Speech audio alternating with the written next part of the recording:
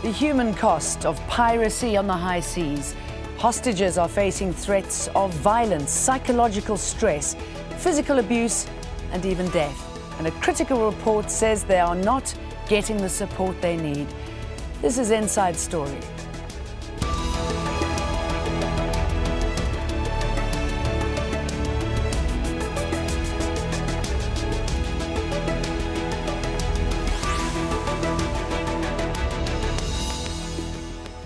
Hello, welcome to the program. I'm Jane Dutton. It is a multi-billion-dollar business, modern-day maritime piracy. The focus has often been on the ships and their cargo and the ransoms paid to get them back. But a new report is highlighting the human cost, focusing on the ordeal of the ship's crews, and it noted a shift in where the pirates are striking. The study by the International Maritime Bureau and other seafarers groups says there are now more attacks off the coast of West Africa than Somalia. It said 851 seafarers were subject to attacks by Somali pirates in 2012, compared with 966 off West Africa, mainly Nigeria. But the economic cost bears no comparison. The direct cost of Somali piracy is put at more than $6 billion. The bulk of that going on security and extra fuel from increased shipping speeds. The cost of West African piracy was significantly lower at $950 million. But piracy is also taking a human toll. The report interviewed crews who'd been involved in attacks by pirates. It found many suffered physical and psychological abuse and financial difficulties. It classified all hostages as high risk and said the average time in captivity for those still held exceeded 2 years. In some cases, companies refused to pay seafarers for the whole time they were held hostage.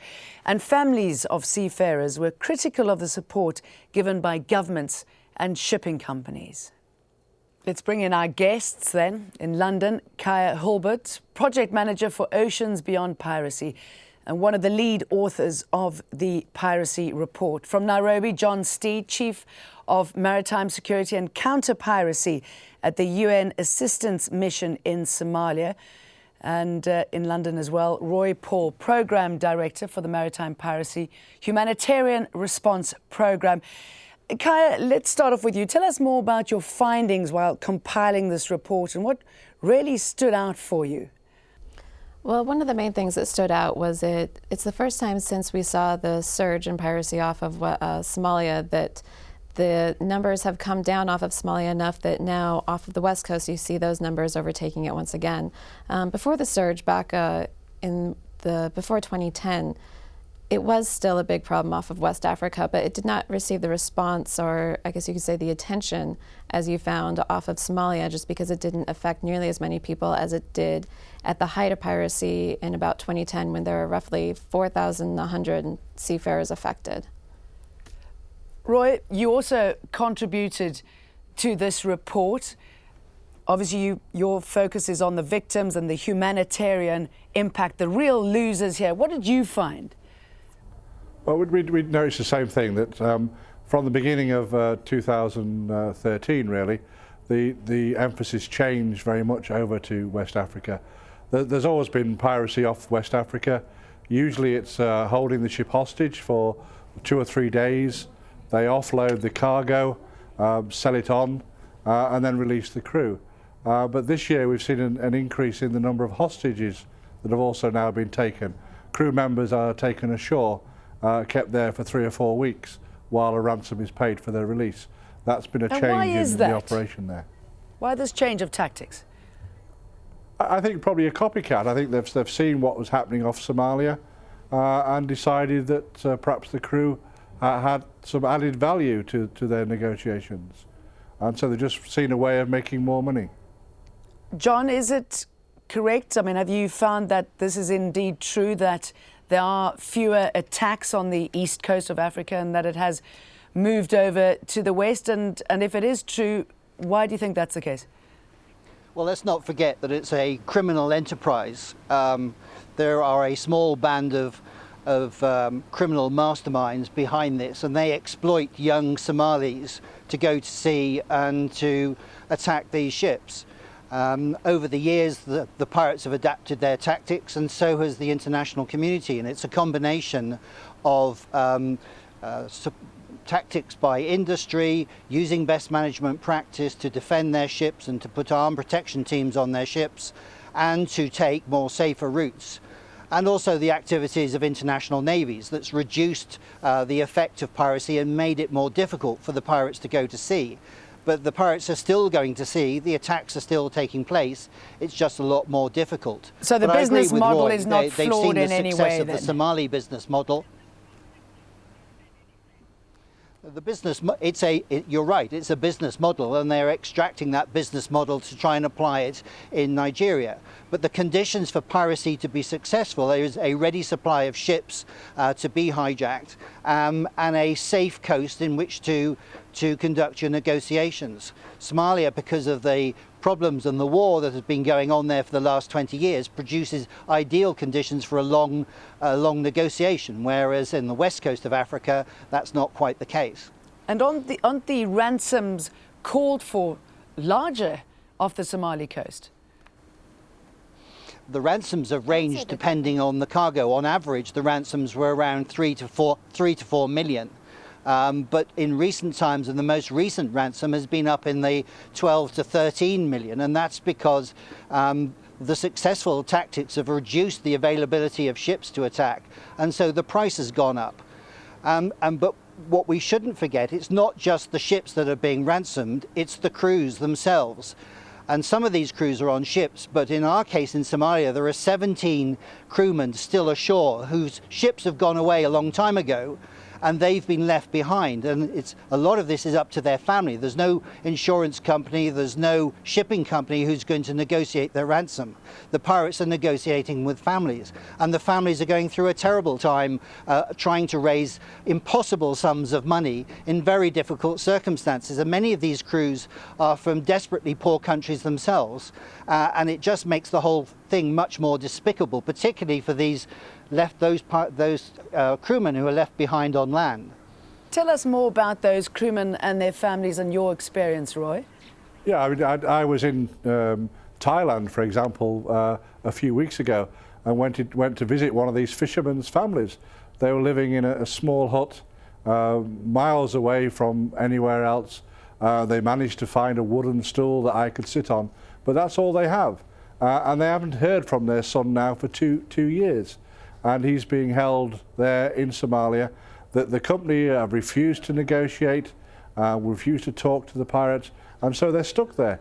And we just don't know what to do to try and release them, because if the family sent everything they had, it wouldn't total more than $5,000 or $6,000. They haven't got the money, and they're just being abandoned there. Some of the ship owners also have simply walked away and left the crew sat there. That seems to be quite a common thing, Kaya, doesn't it? Also on the west coast of Africa, which is an area that I know you specialize in. Yeah, but one of the differences off the west coast of Africa is that the seafarers who are taken hostage for ransom are universally taken off of the vessel and held on shore. As John said, off of Somalia, you have this ideal situation really for the pirates where they can hold the vessel for innumerable months. You don't have that off of West Africa. So if you're going to do the hostage for ransom situation, you have to remove that person from the vessel.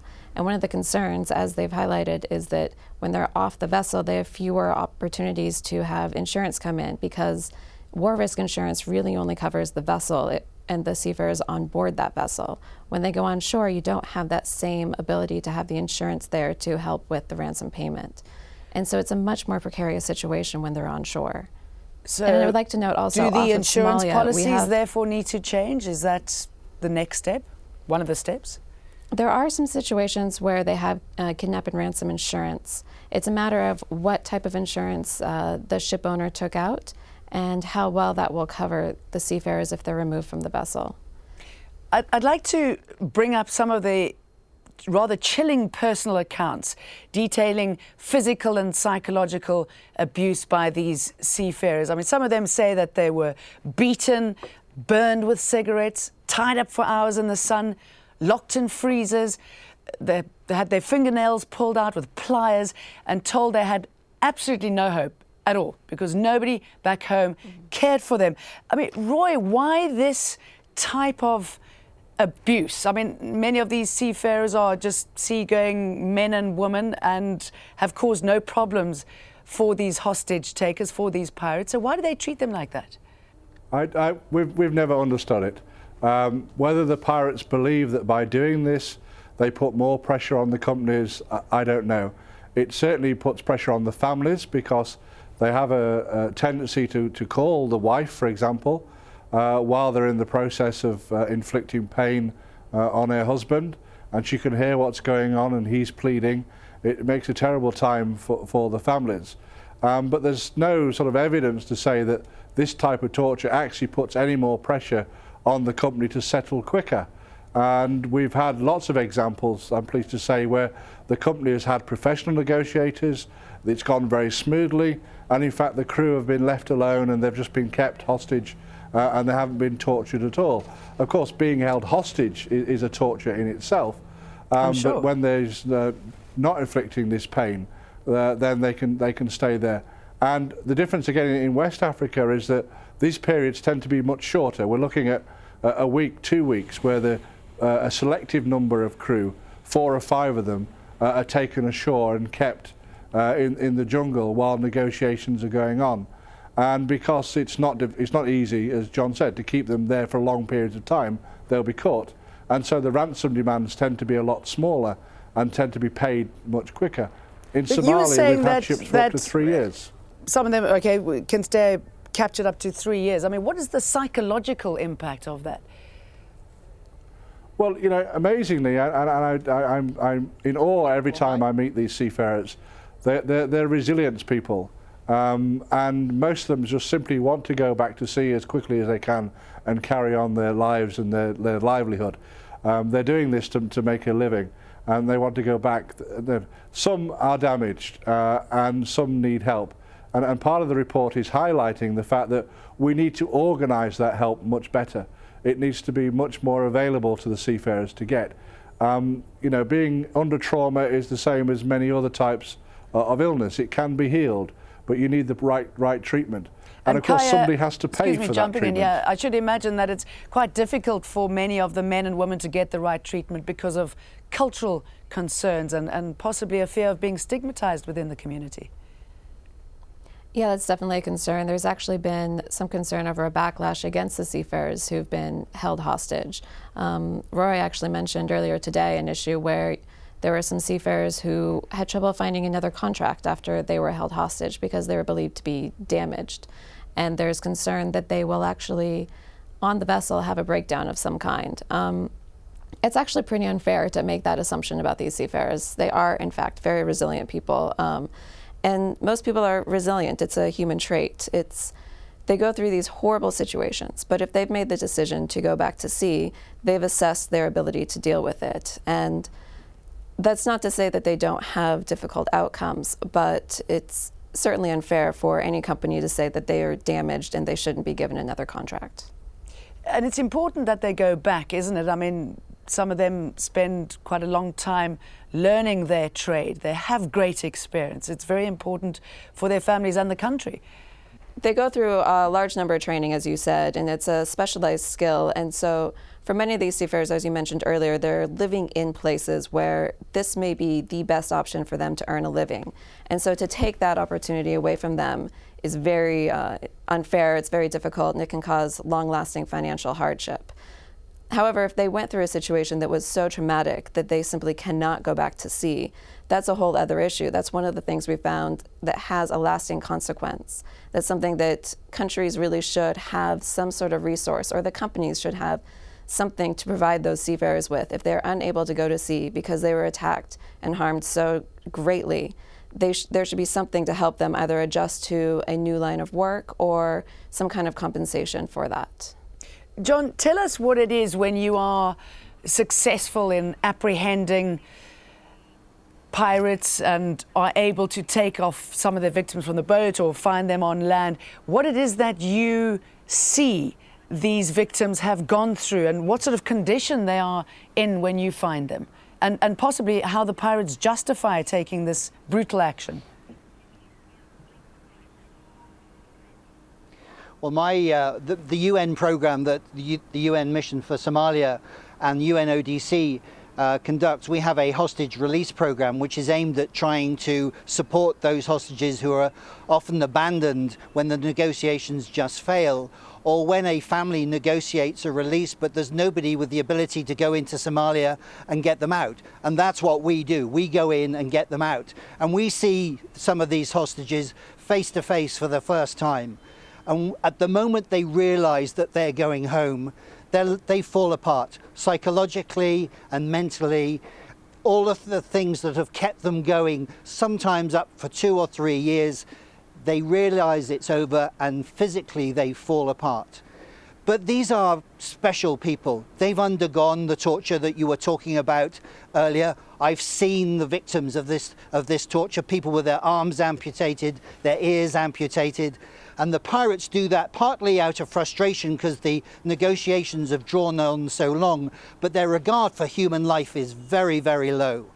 And these poor hostages, when we get them into our hands and we bring them usually here to Nairobi and get them ready to fly home, get them ticketed and passported, sometimes their embassies don't even know they're missing until we contact them and tell them that they're coming, that we've got pirates from the hostages from their country. But the pirates themselves, a lot of these pirates are arrested on the high seas by the navies of EU NAVFOR and NATO and other countries. And we arrest those pirates and we try them largely in Kenya and the Seychelles. And they largely claim that they're poor, innocent fishermen. But it's not true. They're not innocent fishermen. They're being abused by these pirate bosses, but they go to sea and they conduct this horrific business. And it's in the stage afterwards when they are waiting during the ransom stage, and that's often conducted by different people, not those who capture them at sea. And that's when the torture and abuse sets in, when the negotiations drag on for months, years, that the abuse starts. But the pirates we capture, the pirates that we try, have no excuse. They're going equipped for piracy, they get caught in the act, and they get sentenced to long terms in prison. But we look after their human rights. They get a fair trial in Kenya and the Seychelles, and ultimately we transport them back to Somalia to serve their sentence in prisons that we've built closer to their homes. Okay. So we're looking after their human rights, but they are really not doing the same for the hostages. They need to do the same, don't they? Now, interviews with ships' crews taken hostage show the pressure they work under. Here, one said that in our case, not only were we taken hostage, we were also robbed. The company didn't even bother reimbursing our personal losses. Another recalled, I was anxious when they hit the 5th month. I was very nervous because that captivity was already too long. Around that time, we also heard that the pirates would kill someone if the money will not be released after a month. Roy, I know that you were telling our program a little bit earlier, well, before we started recording the program, that some of them say that they're treated better by the pirates than they are by their employees. That's extraordinary, isn't it? It is totally extraordinary. I mean, we have to start by saying that we have produced good practice guides on how to help seafarers in this situation. Much of those guides are written by the good companies and assistance by the good companies. I was talking last week to a company that brought seafarers home. They put them into a hotel, they got them a hairdresser, they got them clean clothes, they got them a doctor, a dentist, flew them home to a big reunion with their family. They gave them 3 months' salary so they can go home and rest, and then they're promised to put them back on board ships when they're ready to go back on board ships. Those are the best ways of doing it. The stories that we highlight in the report are the worst cases, where the seafarers do feel that in fact being in captivity was better than being at home, because they have had possessions stolen and the company refuses to pay them. We've had owners say to us, well, the crew weren't working for 9 months, so why am I paying them? There's been arguments about crew that have been taken ashore and that they've left the vessel, so they've broken their contract, so we don't have to pay them. These really are the worst case, but it is affecting the seafarers. And I should imagine it's easy, Kai, if I can bring you in, that it's quite easy to abuse some of them because possibly they don't have education behind them or the backing of somebody to step in and look after them. Are there some models, though, good models that you can look to where they are looking after the people who work for them? I would say the one model that we've seen has been actually in India, where they've developed a program where if seafarers decide that they are not equipped to go back to sea, they will be given some training and help them find jobs on land. But that really only covers a small fraction of seafarers who are affected by piracy. They need to be supported across the globe. They need to have some sort of support that's going to be there regardless of their nationality, regardless of the company they're with. It's just unfair to have somebody going about their daily business, doing their job, doing something that they're just trying to put food on the table, support their families, and suddenly they're attacked and their entire livelihood is broken. They need support in a larger scheme. I mean, Roy, pirates have been around ever since shipping started, didn't it? I mean, if anything, it's just got more sophisticated, but the impact on the victims is, I should imagine, just as great as it always has been. It has been, and you would have in 2004, 2005, you would have sympathy with the fishermen whose trade was being destroyed by the large factory ships, the toxic waste dumping and everything else. But we've gone a long way away from that. You know, that's not taking revenge or looking after the villages. We are sure that very small amount of this money actually goes back into Somalia. It's going all over the world to various financiers and people that are setting up businesses to run this piracy. Piracy is all about it. It's happening all over. Robberies on board ships happen worldwide. It's nothing new. But to try and say that poverty means you can go into armed crime, I think is a very dangerous message. And yes, the piracy cost is high, and there are many people that have got interest in keeping piracy going. But not the seafarers. They're the ones who really, it must stop. And remember, of course, with seafarers, as you're saying, culturally, that it's not just them. They're supporting their families, which may be another 30 or 40 people that their wages are supporting in their cultures. And it's most important that they are supported and helped. When it goes wrong, it's gone wrong, so how do we put it right? John, what would you likely to see in the next 5 or 10 years that'll make your job easier? Capturing these pirates, making sure that there are fewer victims out there. Well, we need to start on the coast of Somalia. We need to stop the pirates going to sea in the first place and build Somali capacity to try and prevent and give good governance, good policing along the coast of Somalia that will stop the pirates going to sea in the first place. But at the same time, we need to offer these young men an alternative. And now is the right time to do that, when the incidence of successful pirate attacks are the lowest, the businessmen are not making any money, the coastal communities have stopped supporting the pirate gangs. Now is the time to offer them an alternative. And that's what the UN, with our international partners, are trying to do. Build a maritime strategy for Somalia that will enable them to exploit the resources of this country, wonderful resources, good fishing stocks, gas and oil. And it's the exploitation of those resources that will regenerate the Somali economy and offer these people a viable alternative to the criminal acts. And it's not just piracy, it's drug smuggling, gun running, people trafficking, all along that coast. We need to offer them a real alternative to that. That's the real answer to piracy. Kaya, that seems to be the key, doesn't it? To offer them a proper alternative to piracy. It certainly is. I think there's also something to say for helping Somalia to really build its own maritime strategy, to help them build the ability, the wherewithal to protect their own waters so that they can use it for their own fishing purposes, so they can extract resources for their own economy. But also, as they do that, they'll have an interest in preventing piracy on their own. So as they're more involved in protecting their maritime resources and have more ownership over that, I do believe they'll be providing more jobs to Somali people, and that will help to reduce the incidence of piracy in that region. All right, let's leave it on that note. Kaya Hulbert, John Steed and Roy Paul, very good to talk to all three of you. Thank you very much. And you watching this program, don't forget you can find this program, many more, at aljazeera.com. Just follow the links for programs and Inside Story, and you can leave us your comments there too. Thanks as always for watching. Goodbye for now.